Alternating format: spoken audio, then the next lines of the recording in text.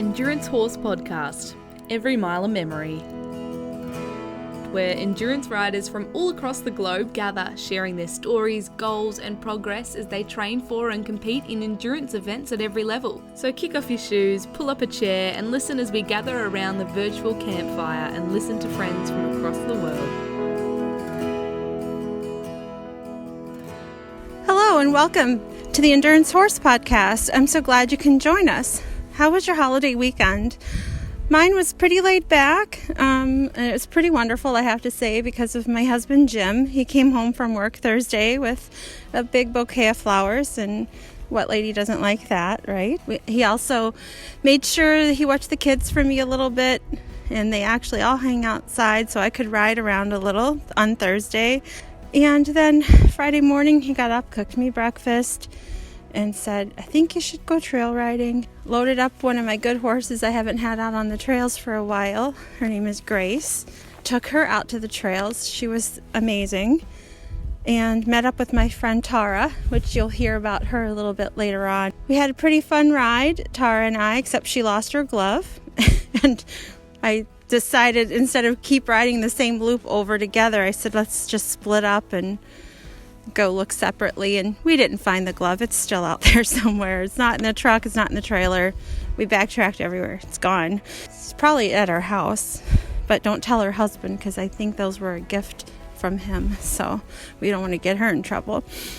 Let me see what else is new. Since I hadn't had Grace on the trails for a while, she really surprised me. She went up to every obstacle, and Grace pretty much wanted to go try everyone out. Like she had not been out there in over a year, maybe even longer than a year. And she just wanted to show me that, hey, I remember this and I think you should bring me every time. I mean, she just was so eager to do everything out there and kind of felt like she was showing off to me. Even when we left Chara and Pilgrim, she just was marching down the trail so confident and like, yeah, I don't need that other horse. I can do everything. I don't know why you ever take those other horses, Mom. You should always pick me. In episode 2, we are going to hear from some new riders. We're going to get a couple of updates. We're even going to get our first ride reports.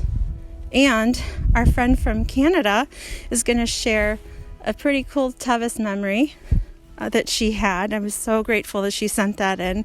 I actually listened to it when Tara and I were on our way back from trail riding, and we found ourselves giggling in the truck thinking, yeah, I could see that happening to us.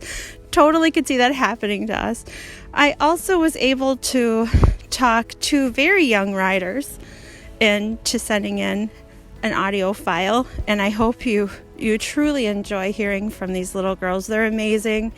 So without further ado, I bring to you episode 2 of the Endurance Horse Podcast.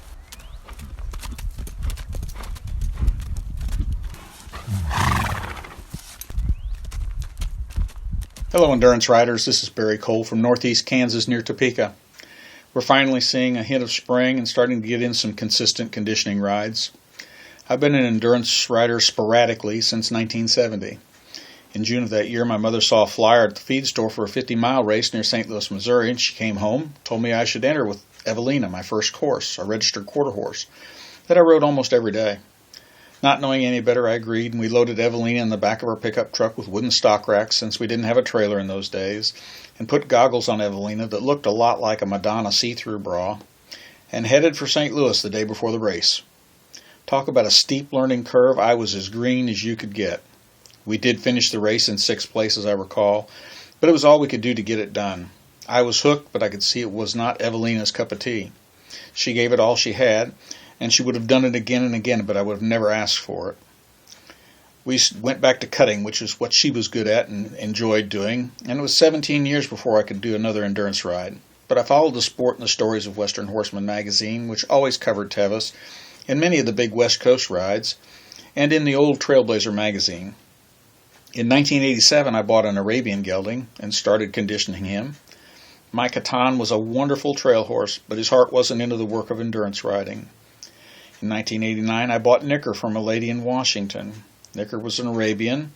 He was an already accomplished endurance horse that met you at the gate ready to go every time. He's the standard by which I judge all endurance horses. He was my once-in-a-lifetime horse, I'm afraid. We had some great 50-mile rides, and then life got in the way, and I had to shelve my endurance aspirations for another 19 years.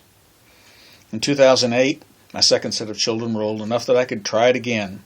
Tevis was always on my radar. I bought a 9-year-old gelding, a $300 Craigslist horse, named PVA Rain Dancer, and started again. Gray, as I called him, as it always seems I like to ride gray horses, even though this gray was really chestnut.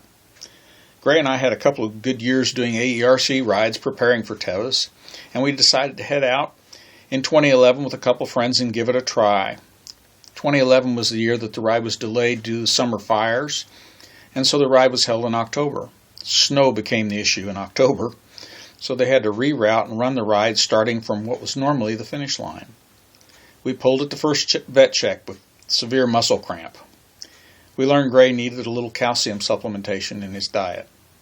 Lesson learned, we never had that problem again, no harm, no foul. In 2012, Gray and I did a few spring rides, and then I tried Tevis on a new gray mare, Hattie, an Anglo-Arab. My pacing was a little off, and we went overtime at the midway point. In 2013, I was riding Hattie, and two friends were riding with us on horses of ours. Hattie and I pulled at the same spot, and so did Wendy on Gray. Nubira and Mickey, however, went on to finish their first 100 for both of them and earn their buckle. This Tevis thing I had was getting really tough. 2 months later, Hattie and I won our first 100 ride and best condition in Michigan, and Gray came in second. In October, Hattie top 10 the Central Region Championships in Oklahoma, and I thought maybe we were on to something. In 2014, we fought thrush early on in the year, and in May I trashed my left ankle. I really trashed it. So Tevis was out for me. But we had 5 other riders wanting to do Tevis on our horses, so I'd get to go out and crew. That's the next best thing to riding. 2 weeks before the ride, Linda said, just go out and ride it, see how it goes. I headed out completely unprepared, half lame, and decided I would ride until they told me to stop. It was just going to be a trail ride for me. Wendy, who had been riding Gray, decided to try it on her Super Morgan, Dusty. They are a super team. And so I got to ride Gray.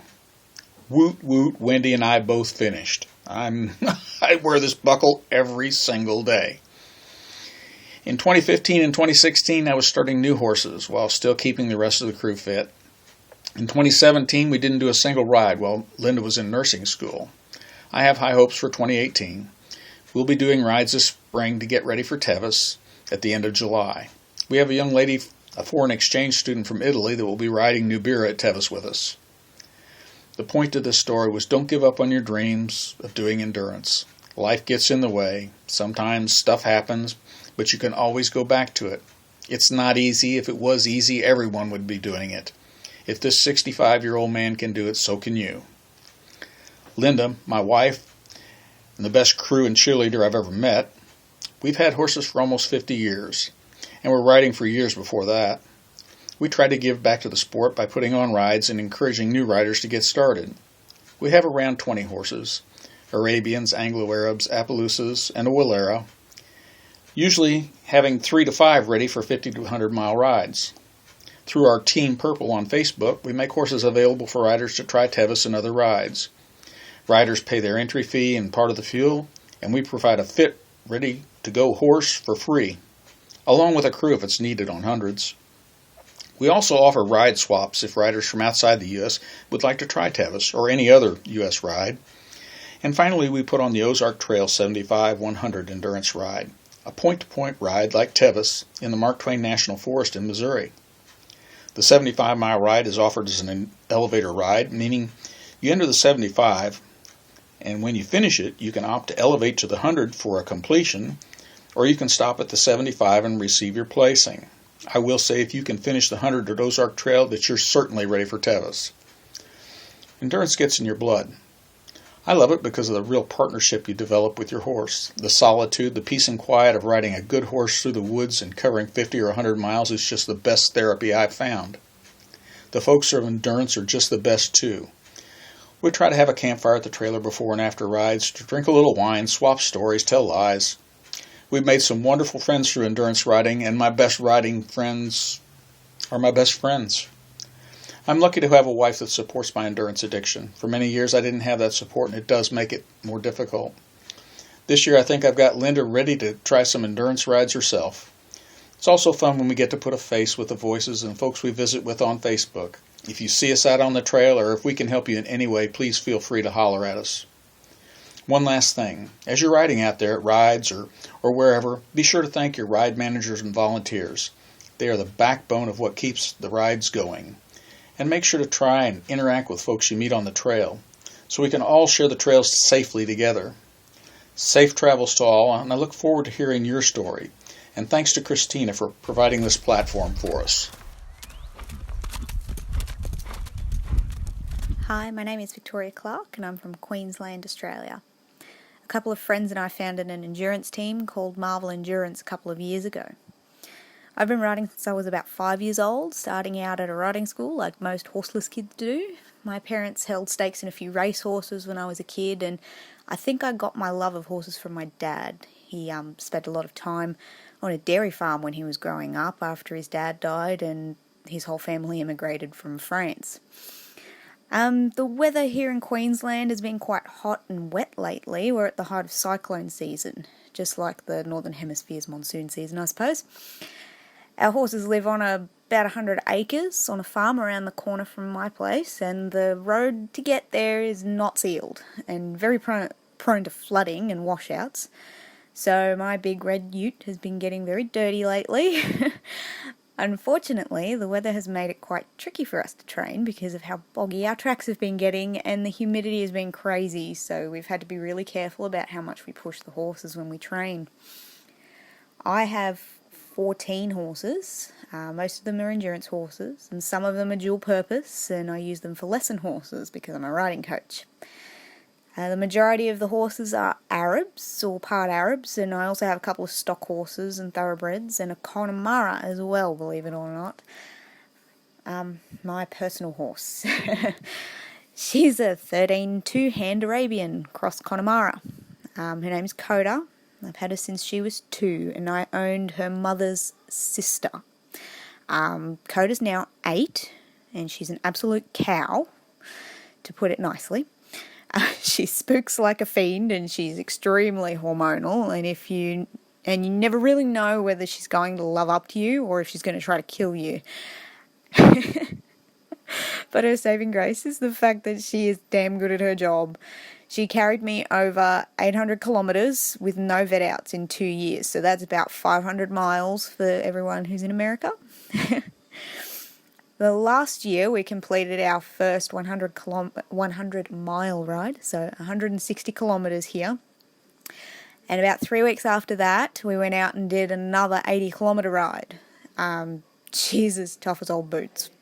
The vets think she is just great.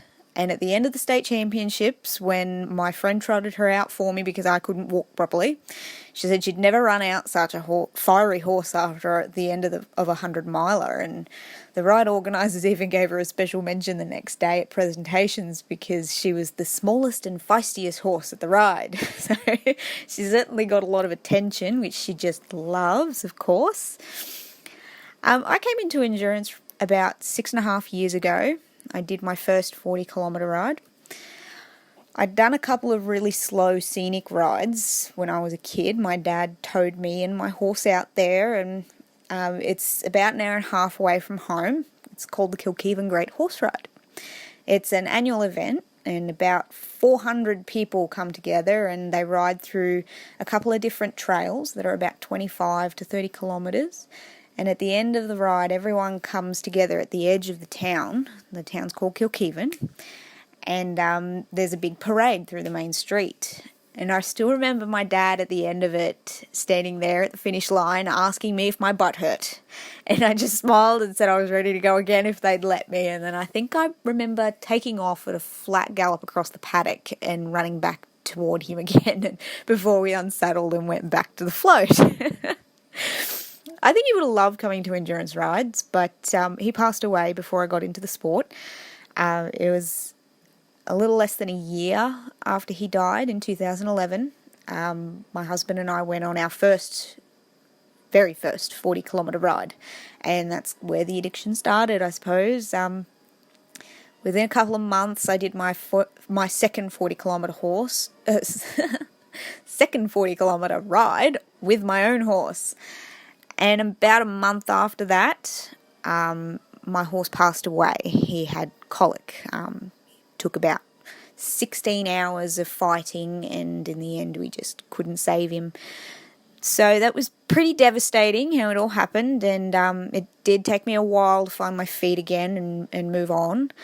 It was about another year after Bart died that I tried endurance again with my new horse. His name was Aston. I've still got him, but my sister rides him these days. I took my time to try and find the love of it again. It was really hard moving on, losing your first horse and trying this new sport and not having them anymore. So it was a couple of years of just doing 40-kilometre rides before I felt brave enough to try longer distance again. You can read about my journey and my team on our blog. You can find it at marvelendurance.wordpress.com. I'm a really goal-oriented person, so endurance fits really well with how I like to work with my horses.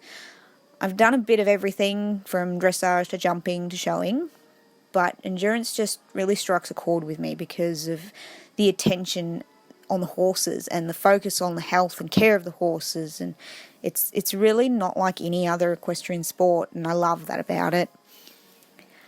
Last year, I achieved my goal of doing my first 160-kilometre ride with my friend Adriana by my side. We've been through a lot together in our endurance journey with many, many kilometres side by side, and I couldn't ask for a better partner in crime. We both made it through in no small part to our amazing support crew, consisting of my husband Spencer and Adriana's dad, Gary, who were up at all hours taking care of the horses and helping us make it through the entire 17.5-hour team effort. It wasn't just us. It was 2 girls, 2 horses, and 2 very persistent men who put up with a few tantrums and a few tearies and just kept getting us back on our horses and sending us back out again. My goal for this season is to ride with my 14-year-old sister through her first 80-kilometre completion on her little Palomino pony, Mizzy. We've had Mizzy since he was 2, and now he's 6.5. And I broke him in myself, and I started him in endurance, and he's halfway through his first logbook with no vet outs. So I'm pretty proud of that. He's a little champion. So I'm hoping that he and my sister will have a really good season this year. My long-term goal is to complete the Tom Quilty Gold Cup with Adriana next year when it comes back to Queensland. We're working really hard to make that happen and riding our horses really carefully to make sure that they have a good year in the lead-up, and then they'll have a nice break before we start training in earnest for next year. And at the moment, Adriana's horse is getting a bit of rehab. We're working on his hoof issue. He's got a quarter crack at the moment, so it's been a long road. It's been almost a year since his last ride, but we're going to keep on plugging away. We're going to keep on enduring, and hopefully by the time the Quilty comes around, we'll have him back so Adriana will be able to ride and we'll be able to do it all together again. That's pretty much all that I can say right now, so stay tuned. I've got a review of a ride that we went to just over the weekend, so thanks everyone for listening. Bye.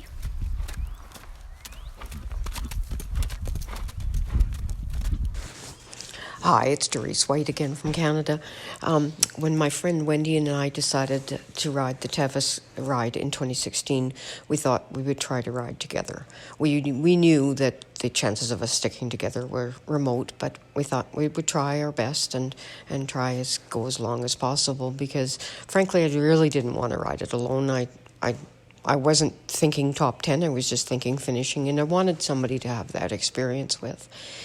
It just felt it would be more fun, and if I died, somebody would find the body. Anyway, we got going, and when you've never ridden it before, it's super stressful, and so we had stuff happen all the way along. Wendy's horse lost a shoe. She had to put and weirdly enough, we were right before Cougar Rock, and somebody had something that she could pull the shoe, and we had packed boots, so she was able to put the boots on.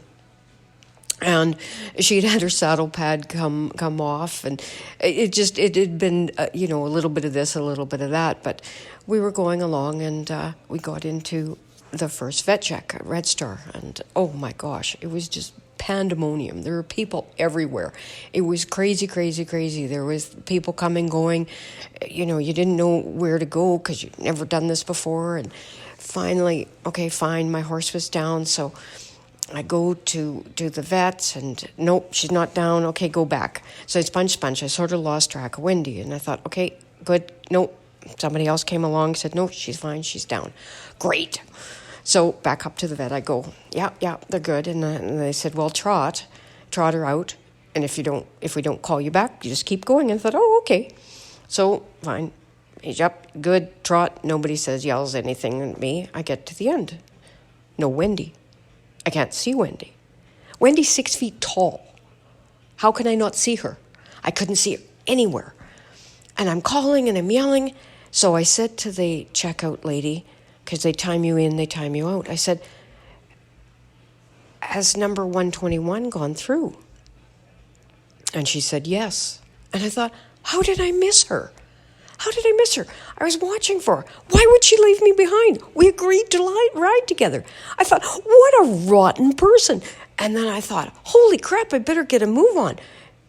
So off we go, and Tia's not really wanting to move, and she's taking her time, and I'm thinking, come on, Tia, we've got to catch up.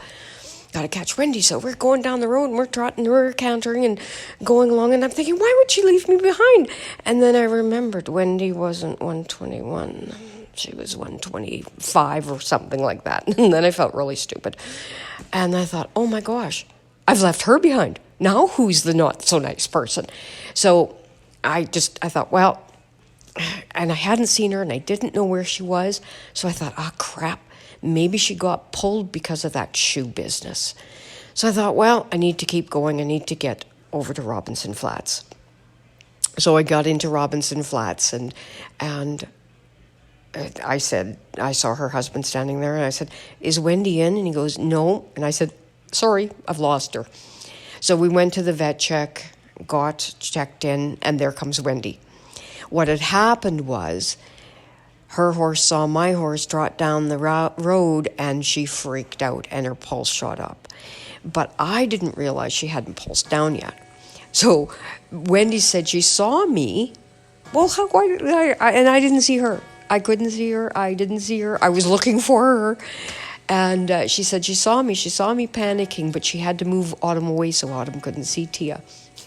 After that, I made sure I knew exactly where Wendy was so that we could finish the ride together, and we did. That's one of my stories from Tevis, and it's the truth, and I'm sticking to it.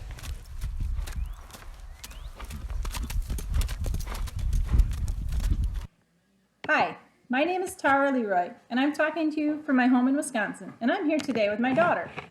Hi, I'm Bailey. I'm 8 years old. I have a fat pony named Odie, and we are good friends, and he has been helping me learn how to ride.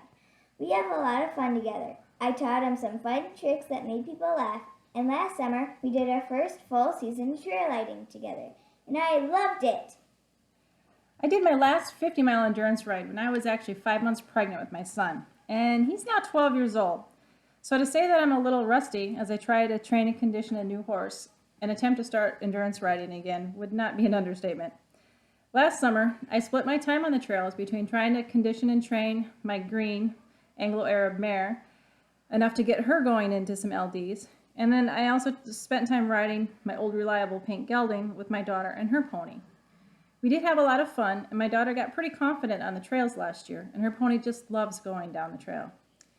I was able to get my Anglo mare entered into one local LD last summer, but unfortunately the day ended with me opting to pull her out of vet check. My hope this year is to get her to actually complete a few LDs, and I'm planning on having my daughter and her pony help her with her conditioning and confidence building.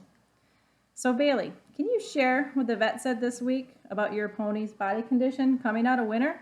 He's too fat, the vet said. He needs to do some endurance riding. So Mom said, we have to work that pony, and I hope to complete my first novice ride this year together with my mom.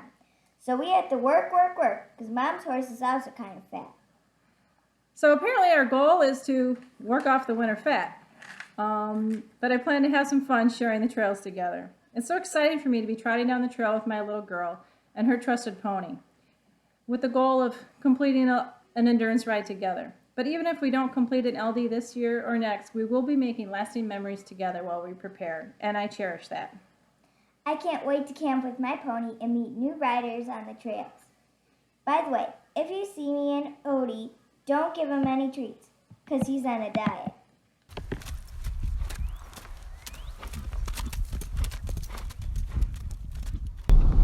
Hello everyone, my name is Keisha Wood. I am in the Southwest region and I am a green bean rider. My team is the Wind Riders, 5 of the greatest people on the planet if you ask me.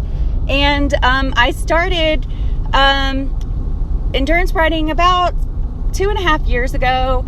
I ended up getting a little horse a long time ago, a saddlebred national show horse actually. She was half Arabian, half saddlebred, and I didn't know much about horses at that time, and I was that whole story of green and green makes black and blue. I got a little 6-month-old baby and raised her to the best of my ability like a dog and it didn't turn out so well. So around 2 years she had to go to a trainer, and actually the trainer helped me train her instead of him doing it, and that worked out really good. But in all of my ignorance, I was able to take her everywhere. I didn't know horses were scared of anything, so I walked around the neighborhood, I took her jogging, I did everything, and she was my first endurance horse. And we did a couple limited distance rides, and she started having a little bit of trouble due to her conformation and in her tendon, and she healed back up great once we saw that it was starting to strain, and but I was told she wasn't going to be able to do endurance, and so it was such a bummer. And I ended up getting this awesome mentor who happened to live right down the road from me. I didn't even realize that she was an endurance mentor. And a friend of mine said, hey, there's somebody in your area that I saw on the mentor list, and we need to go meet her. So I emailed her, met her for coffee. Her name is Cressy Drummond, and she's the best thing that could have ever happened to us. She helped me go find a new horse. His name is CR Merlin's Magic, and of course we call him Merlin or Merman or Mur. And I've had him for this will be my 2nd year, and I got him, he was 7 years old. He had not been started. I actually didn't even get to touch him whenever I went to pick him out. I got him at this wonderful farm, CR Arabians, outside of Weatherford, Texas, and he was standing over to the side, and I just knew he was mine. I had a vet come check him out, and I took him home. I dropped him off at the trainer, and 30 days later, well, actually it was 60 days. He had to get another 30 days, but I went to go visit him every day, and I was able to take him right on trail, and that was at McDaniel's Stable. I have to put a plug in for them because they were amazing. And I did happen to have a few little incidents with him. It was all my fault, though, of course. I decided I wanted to race him, and whenever I first took him on trail, and he'd never been on trail before, so he dumped me really quick. But we did a whole first year of LDs, then we've started 50s, and he's doing great. My favorite thing about his personality is he's so sweet. There is not a sweeter horse on this planet, I am telling you. He's great. He's nice to other horses, and he's just my love. And he's been doing 50s. I went with my friend, who's also a fellow wind rider, yesterday to the Indian Springs endurance ride, and she needed somebody to do an LD with her, and so I did. And I think this is one of my coolest moments, because as long as I've been doing this endurance, I've been following my mentor's guidance. I watch my speed. As a matter of fact, everybody who knows Cressy knows that she follows everything and takes such good care of her horses, and you do the exact speed you're supposed to do at a trot, at a walk, at a canter. So I've never really pushed Merlin at all. And yesterday I was doing the LD with my friend, and she lost her shoe, and she said, "Do you know what place we're in?" And I said, "No, I don't know." And she said, "Well, we're second and third." And she pointed out the person in front of us, and we could see her. And she said, "That lady's first. If you pass her, you'll get first." And I was like, "No way." And she said, "Yes, go get first." I was like, "Wait a minute. I came up here to do this with you." It was like the angel devil being on my shoulder. Do I stay with Michelle? Do I go get first? And if I get first, am I even going to be able to vet in? So she convinced me. She said, "Keisha, I would do it. If it was me, I would do it." So I did. I said, okay. I took off, and Merlin just flew. It was amazing. And of course, I was freaking out over every single rock and everything. And I was just wanting him to just vet in and do good. I got off at the end and jogged with him just to make sure that we were nice and easy when we come into the vet check. And I vetted in. I felt like I was going to throw up everywhere because I was so scared. And he did perfect. I got to show for best condition. And then the neatest story is my friend Michelle, she lost her shoe. And then I saw two people come in front of her. And then I saw Michelle. She was just walking in. And then she came back and she's like, "I got third." I was like, "What? You got third?" And she said, "Yeah, the two people in front of her thought she wasn't going to be able to vet in, I guess, because she lost her shoes. So they went back to their trailer to detack. She saw them and she went right in and took off her tack, vetted in, and got third. And to top it off, she showed for best condition. We went to go to the ride meeting. She got best condition. So I was so happy, because I'm like, man, for it to work out for both of us and for me to run off and leave her like that, oh my gosh, it was the best thing ever. So go Wind Riders, woo! And can't wait till the next ride. We're kicking butt, taking names, and taking care of our horses and just having so much fun. And can't wait to do the next one. I hope to meet you guys. I love meeting people at the rides. Again, I'm Keisha Wood. I usually wear really loud, obnoxious clothing, so you'll be able to know who I am. Thank you. Talk to you guys later. Bye. I wanted to put a plug in there too, that I always try to blog my rides. So I'm going to blog it. I'll be posting it on the Green Bead page. It is Keisha Wood. It says, "Don't forget to hold on." And you'll see them. So I try to tell all my experiences, all about everything that happened, what I saw on trail. So I hope you enjoy it. Bye.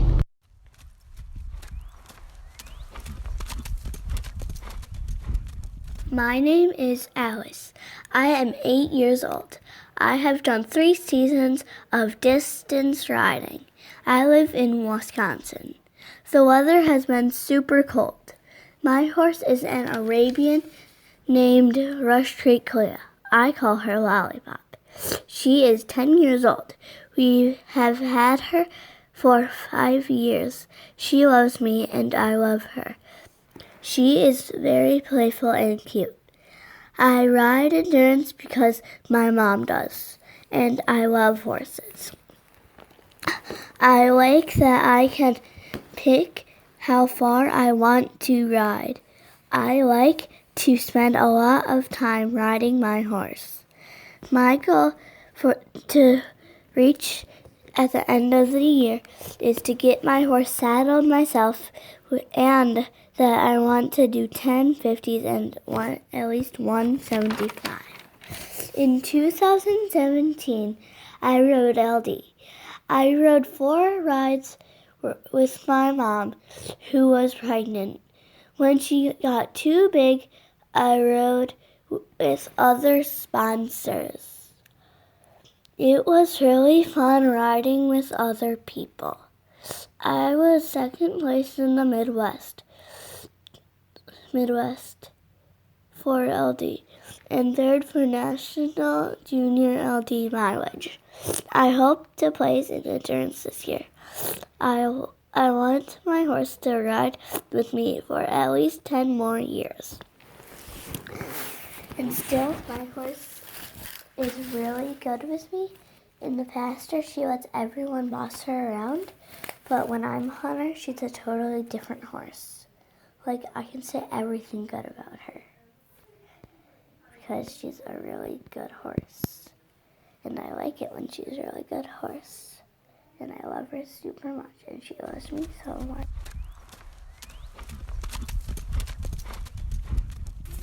Hiya, my name's Ella Bunting. I'm a 20-year-old young rider competing in endurance, based in Wiltshire in England, where we've recently had some really weird weather. It's varied from a few weekends of snow, which obviously stopped riding for a bit, and then on Sunday I did my first endurance ride of the season. I did 64k in glorious sunshine, and now today we're back to pouring rain, which if I had to be riding in it I wouldn't be very impressed, so that's quite lucky. Hopefully we'll be back to sunshine soon. So I've got 2 horses on loan. I've got Ebba, who I've been riding since I was 13 and she was 5. Together we've gone from a novice duo to competing in a 2-star together, and she's amazing. She's always been feisty and a handful, but there's never a dull moment with her. Her downfall would have been her vettings during endurance rides, but she was such a tough cookie. She'd never give up on you, really. Although we've retired her from endurance now due to an illness that she's got. And so last year I got Rocky on loan, who's a grey Arab gelding, who last year went from open to advanced, and we did actually compete a 1-star together, and then hopefully this year we'll get him out doing some 2-stars. He's a lot more laid back than Ebba, but still really, really good at his job, and he's definitely got the attitude for racing now that he's tried one. So I got into horses at a very young age. I started riding when I was about 3 because both my parents were horsey. My parents actually got together because my dad was a point-to-point jockey and my mum was his groom, so I think it was probably in my blood. I probably couldn't get out of it even if I wanted to. And then I got into endurance at age 13 when Ebba came on the scene, because she was actually put on loan to a family friend who lived just down the road from us. And I think the summer before I'd had to have my little 12-2 pony put down, so I didn't have a horse at the moment. And Janet very kindly offered for me to help her train her endurance horses and do some riding with her. And I think me and Ebba just fell in love, really. And Janet did compete her first 2 32k novice rides with her, but then I took over and haven't looked back. So I think me and Ebba did 6 seasons of endurance together. And some of the highlights were obviously doing our 2-star together, and we also travelled over to Ireland with the England squad for the home internationals, which was amazing to see sort of all travelling and teamwork that goes on. And then I took a gap year last year before going to university, where I'm now studying veterinary medicine, to compete in endurance, which is when Rocky came along. And I think endurance got me to stay with it because it's such a tough sport, but everyone knows how tough it is. So everyone knows how easy it is to get vetted out or to get out of time or whatever, all the different things that can go wrong. And I think horse welfare is always at the very heart of it, whether you're doing a pleasure ride and you're just out to have a nice day, or whether you're up doing sort of 2- and 3-star races or anything. It's always horse welfare that's at the heart of it, and there's always new challenge that you can be looking forward to, whether it's doing a longer distance or upping your speed or doing a really tough ride rather than some of the flatter rides. There's always something that you can look into doing next or doing better or anything. So yeah, I don't think you can ever say that you've completed endurance, you're at the top of your game, because there's always something that could go better, could be improved on, or just in general go better for you. And then my goals for this season are to try and get Rocky to do 2 2-star rides of 120k, which would mean he was then qualified for the Young Rider Championships. I've done one with Ebba, so if I can do two more with Rocky, then I would also be qualified. But as I'm 20, I'm obviously running out of time before I can stay in Young Riders. But to get Rocky qualified would be amazing. And he's already come on a huge amount. And we've only done the one race together so far at Euston Park last year, but that sort of set off some switch in him, and he's now decided that he is a racehorse and he's going to race anything that comes along. Yeah, so that's about it from me, I think.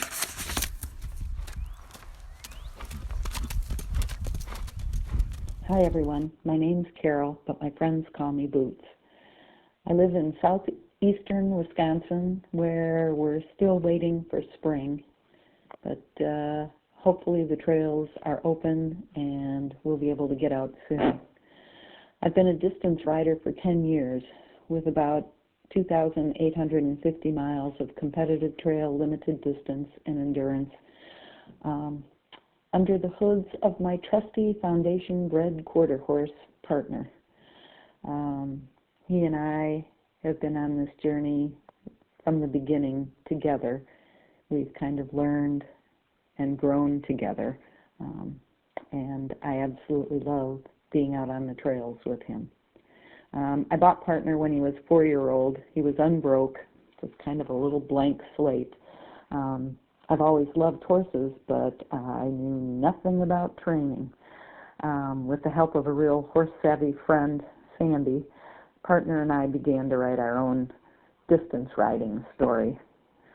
My son introduced me to one of his co-workers, a gal named Jill Feller. He told me that she liked horses too, and I should probably get to know her. Well, Jill came over to my house, and I found out that she was the secretary-treasurer of the Upper Midwest Endurance and Competitive Rides Association, UMECRA, and she encouraged me to give distance riding a try. So on a cold, wet October morning, I loaded Partner and drove down to Palmyra to ride in a 12-mile novice event.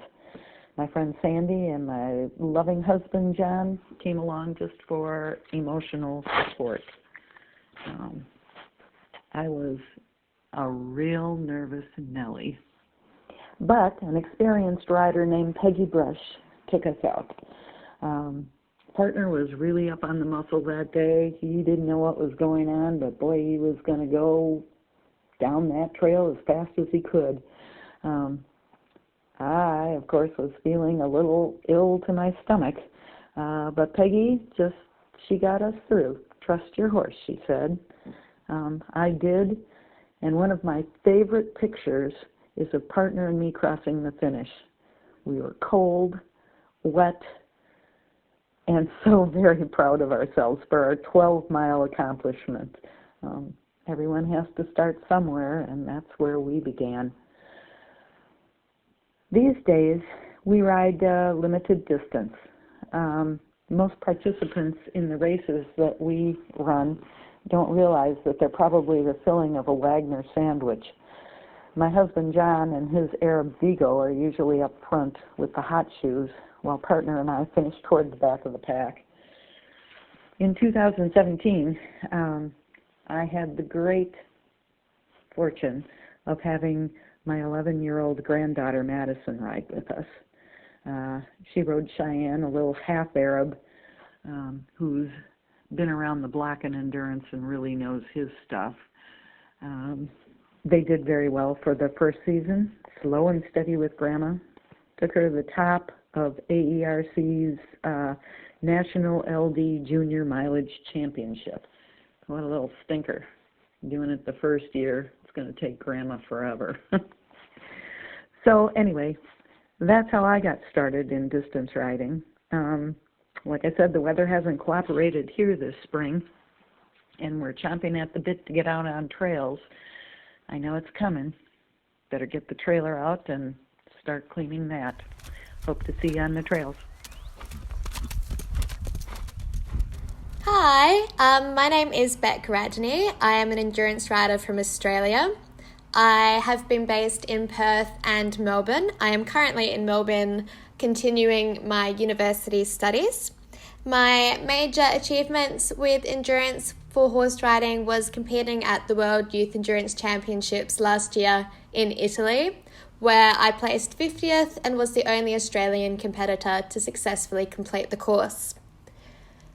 Currently the weather is heading into autumn and winter at the moment, so it's getting a little bit rainy, and that just has to be taken into consideration when training the horses, especially if we're riding on roads, just making sure that they don't slip. But it's also really good because a lot of the training tracks that we use are gravel and dirt, and the rains helps to ease the concussion, so that's really great.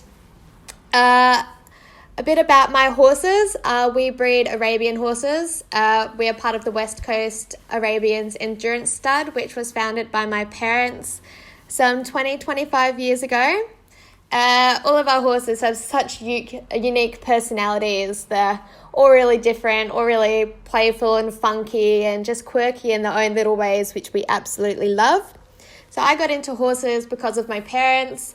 I think I was a member of the Australian Endurance Riders Association when I was 2 years old. I did my first ride when I was 5 years old. Since then, I have dabbled in dressage. I'm about a 10-time national champion in dressage before I moved solely into endurance a few years ago. So basically I decided to go with endurance as an equestrian discipline because my parents were into it and that was all I knew. I did quite a few pony club sort of things when I was younger, so I did get to taste all of the joys that the equestrian disciplines have to offer. But yeah, I started with endurance and dressage. They were my favorites. My goals for this season. I'm taking it a little bit more easily this year. I'm just focusing on my studies a lot more. My major goal was last year competing at the World Youth Championships. So now that I have successfully ticked that off my bucket list, I can take a step back and just focus on one thing at a time. But yeah, we have got a few FEI rides in Australia coming up this year, one in Western Australia, which is amazing. We haven't had one for about 7 years in Western Australia, so it's great to see FEI slowly getting a revival in this part of Australia because Australia hasn't got the strongest FEI endurance contingency. We are really pushing for numbers, so any support and any rise that we get would be absolutely amazing. So I hope that gave you a little insight about me and about some endurance riders in Australia. And yeah, I hope you have a lovely day.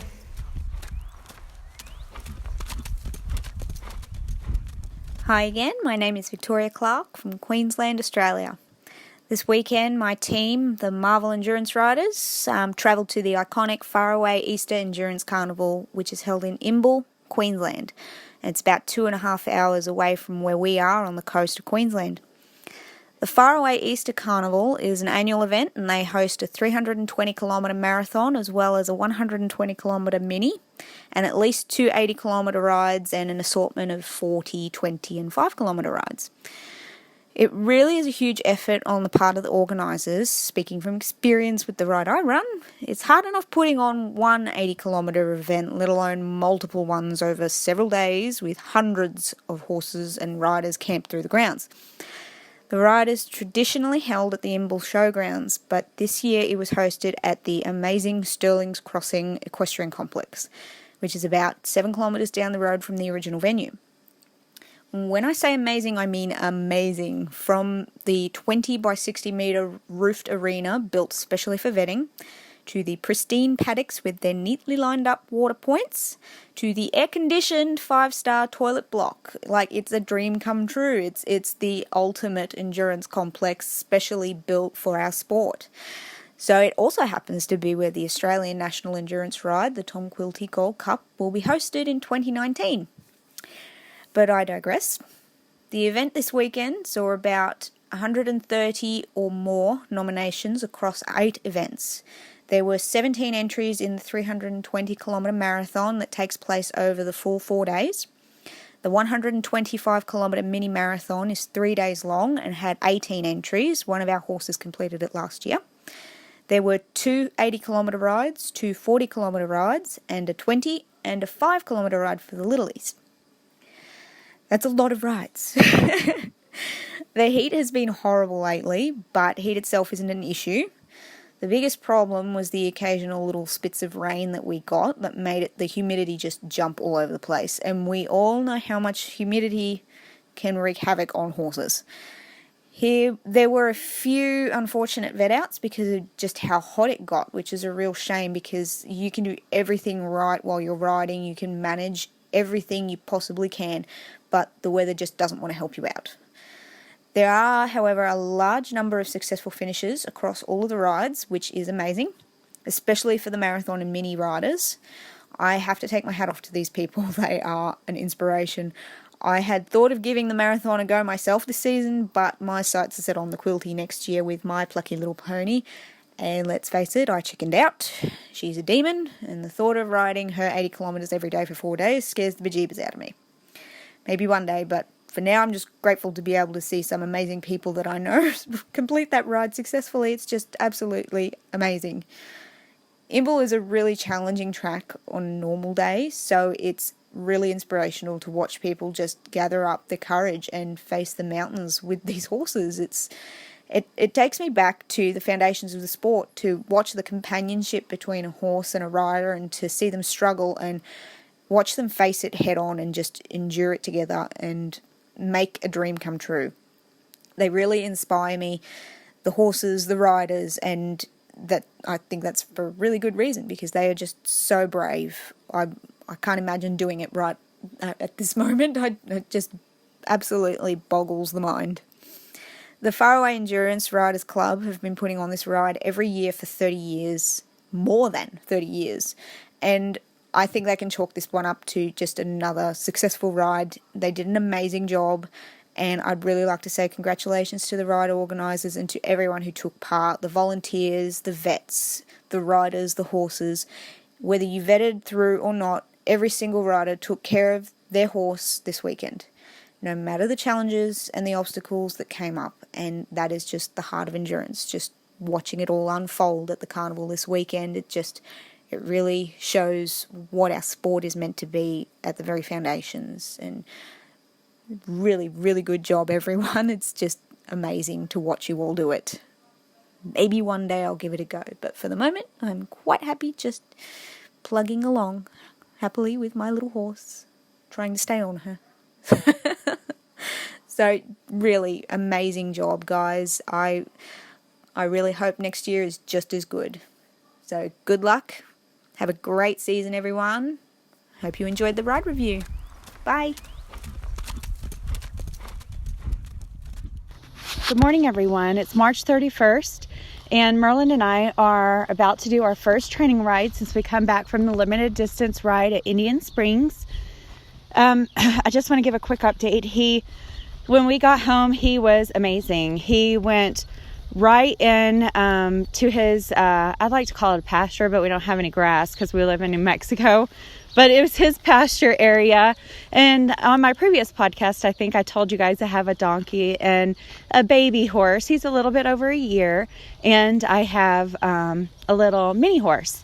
Well, Merlin went in like he was boss, let me tell you. He walked in there and he was snorting and shaking his head and showing everybody that he kicked butt this weekend. I don't think I noticed him being tired at all, honestly. He was great. And My husband always tells me he's a freak of nature, but of course we didn't do a 50. Usually when we do a 50, he is tired. He does come home and do the same thing, but usually the next day he's like, please just stay away from me.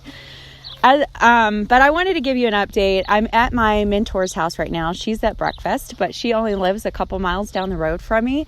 And it's so awesome because all of us wind riders, we get to use her place to park our trailers, and she goes out and trains with us. And she has been the best thing that has ever happened to all of us. She's helped us all pick out our horses. We all started out with a different horse. And then as we started growing, of course, we realized what we wanted and what we needed for our own endurance goals. And she actually helped me pick out Merlin. I got him from a ranch in Weatherford, Texas, called CR Arabians. I completely, 100% recommend them. I am telling you, every single horse there is sweet. You can stand in the middle of 50 horses. They're on 150 acres, and they just are awesome. Nobody kicks, hurts each other, nothing. And when I got Merlin, he was 7, and he was out there, and he was just fantastic. I just couldn't be happier with him, and that's why I went back there to get my baby, because I know that's the place to go. But anyways, it's beautiful. The birds are chirping, and I'm about to go out in the desert. One thing that's great on our trails is that, one is we're only a mile from BLM, so I'm going to ride out from here. I'll be able to go straight into BLM, and we have everything. We have water crossings, we have creeks, we have just water puddles, we have deep sand, we have rocks, we have hills, we have mountains, cows, coyotes, anything that you can imagine being in the middle of the desert. And that's it. We have that out here. Sometimes I feel like I'm Billy the Kid. I usually do not go out and train by myself. It's just different circumstances today because I have to stay on a schedule.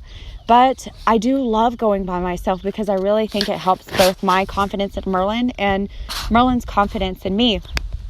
But one of the things as I was tacking him up that I wanted to tell you guys about is I always wear splint boots.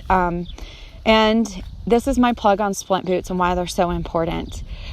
About a year ago, Merlin and I were just doing an easy trail ride with some friends, and we were in this really tall grass, and everybody kept walking, and no one saw this T-post. This T-post had been, I don't know, cut off or whatever, but it was just right about belly height for a horse. I, of course, was the person who Merlin stepped right over it. And I can't tell you, it was one of the worst experiences of my life. I saw it go underneath him. I felt it hitting him underneath, and I thought I killed him. And I just was screaming. I couldn't get off. I didn't want to see it. I was just terrified of what I was going to find. Of course, you know what I thought I was going to find. And my mentor was with me, and she said, just get off. It's not what you think. It's not what you think. And so I guess by the grace of God, the T-post only stayed back there in his groin area. And yes, it tore him up pretty good. I had to immediately take him to the vet, but it did not. He never walked forward or backwards. He just stood there. And so it didn't hurt his belly or it do anything bad there. But what it did do is he hit it with his leg really hard when he tried to step away from it. And if I did not have on splint boots, he would be in bad shape. We would not be doing endurance right now. And I have had several times stuff like this has happened where something hits him real hard or something has poked through the boot but not penetrated his skin. And, with your horses, you need their feet, you need their legs. And like I told you guys before, I had a horrible situation where my national show horse, who I love so much and raised, she ended up having a tendon issue. And I wish so much I would have taken better care of her in that area. So that's my plug on that. And enough sad stuff. I just wanted to tell you guys that because it's so important to me. and I'm going to take off. We're going to go do 20 miles, and I will give you an update on how he feels because this is our first ride back. All right, we finished our training ride, and it was super fun. I'm sure just like anybody, whenever you get finished, it's like, I don't know, I guess this is what they call it, horse therapy, because you just feel so amazing. Well, we did great. Our average speed was 6.2. That's faster than I normally do it. And it's kind of funny because I was telling my mentor that that's really my ride pace goal is 6.2. And I have normally been really slow. I stay around 5 because I know you can complete that way. And but I wanted to up my speed just a little bit, but not too much. And today I left my GPS overall speed in my pack on my saddle so that I could not look and pay attention, because sometimes I worry so much about that when I'm riding. And today I just kind of geared how we felt, and I let him canter when he wanted to canter, and I trotted where it was safe. We walked where there was rocks, and we just had a great time. We did 1,000-foot elevation gain and exactly 21 miles. We went 1 mile more than I had planned, but it was a great ride. We are planning for the Caja ride in Santa Fe to do a 50. So I will be doing a couple more trainings on the weekends because I work during the week, and I will be keeping you guys posted. Thanks so much for following us and cheering us on as we accomplish our goals. Bye.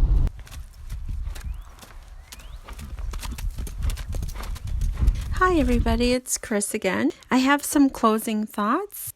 Endurance riders, they spend a lot of extra time with their horses, and sometimes that really pays off in a big way. I know I spend a lot more time with my horse when I'm conditioning him and taking him to a competition than I normally would. So can you tell me a time when you knew that paid off from you, for the time you spent with your horse? Was there a time when you just knew that your horse completely trusted you or could completely read you, and it was just a great moment for you? I'm going to share a story about how all that extra time had paid off for my husband and his horse Houdini. I had asked Jim to go do a 25-mile ride with me, and I did not check the ride flyer close enough. It was actually a 35, and I would not have normally asked him to do that because I knew he had a problem with his knee. The story I'm going to tell you is Jim went ahead and did the 35 with me, not because he wanted to do it, but because he knew that I needed the extra security of having him along on our steady Appaloosa Houdini so that I could ride Faith along with them. You see, Faith can be pretty brave if she has her friend with her, so Jim rode Houdini so that I could get Faith through this ride. But during that ride, something just went horribly wrong with Jim's leg, up in his knee, and he couldn't stand to ride. He had to get down and walk for quite a while. So he did get down, and normally Houdini is very hungry, pulling people into the grass, and he walks super fast. But not this time. Houdini gave up his typical antics, and he decided to take care of Jim, never once reaching for a blade of grass. The horse walked almost in slow motion. He walked step for step with Jim, letting Jim lean on him, and it seemed like he just knew Jim needed him to be a crutch for him, and he wouldn't move a foot until Jim moved a foot. We had 2 other riders riding with us. We had my son Josh, and we had a junior rider, Ainsley, riding with us. I say junior rider, she had more miles than all of us together, but those are the rules, that she had to ride with somebody older, and Josh was older. And we told them, go get your completions, just go without us, and they did, because we were worried that they were going to be overtime, and we were pretty sure we were going to be overtime. Jim wanted me to finish. He told me to leave. I said no, it's not as important as being with him, so I stayed with him. He's just wonderful. So the moral of the story is Jim and I did get our completion. Jim insisted, even though his leg was killing him, he insisted on trotting the horse out himself because he wanted to do the ride start to finish on his own. I have to say, if they were judging Jim on the vet out, he was limping pretty good, and I'm pretty sure he would not have passed his trot out. But the horse did pass just fine. Don't worry about Jim's leg. That was a few years back. Jim's doing great now, and he's training with me to do another 5K.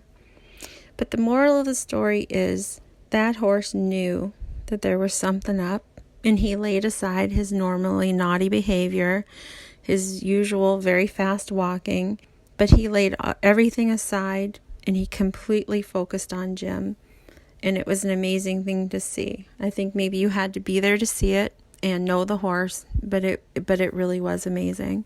So that is our story about how that extra time you spend with your endurance horse can pay off and show you a connection that is above and beyond.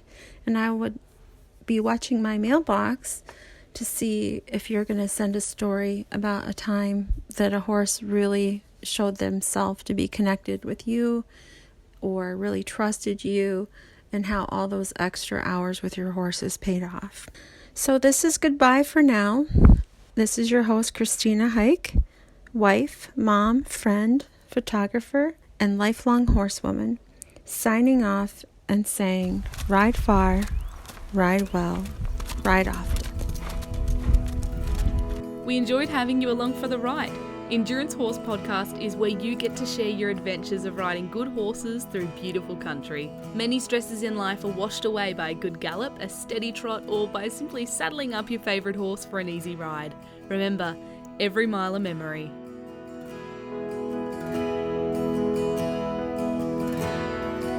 To share your story on Endurance Horse Podcast, send an email to endurancehorsepodcast@gmail.com.